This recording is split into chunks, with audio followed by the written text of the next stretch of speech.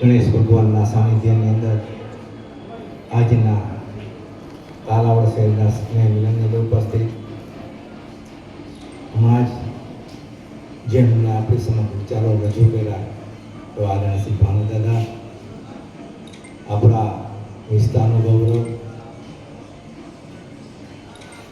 પૂર્વ મંત્રી શ્રી આપણા આદરણીય શ્રી આરસી ફળદુ સાહેબ, આપણા આદરણીય શ્રી જિલ્લાના પ્રમુખશ્રી, પૂર્વ પ્રમુખશ્રી, ડાયસ પર બી સન્માનીય ડાયસ, કેમ કે મને નામનું એવું કીધું છે, ડાયસ પર બિરાજમાન મહાનુભાવ બંધુ ભગીની મિત્રો,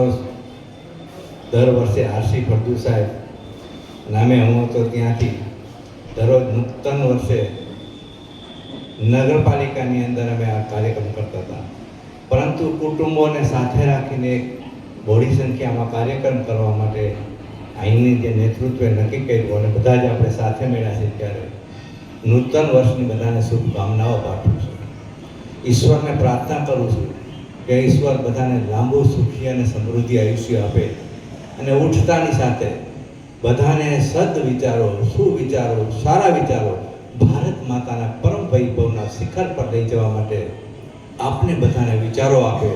અને આપણે બધા જ આગળ વધીએ. અહીંયા જ આપણે જોઈ રહ્યા છીએ હર ઘર સ્વદેશી, ઘર ઘર સ્વદેશી. આદરણીય શ્રી નરેન્દ્રભાઈ મોદી સાહેબ કહી રહ્યા છે કે આપણા દેશના કારીગરોની જે મહેક હોય, એમનો પસીનો જે વસ્તુમાં હોય, એ પ્રકારનો વસ્તુઓ ખરીદી મારી માતાઓનો બહેનો બહોળી સંખ્યામાં છે, ત્યારે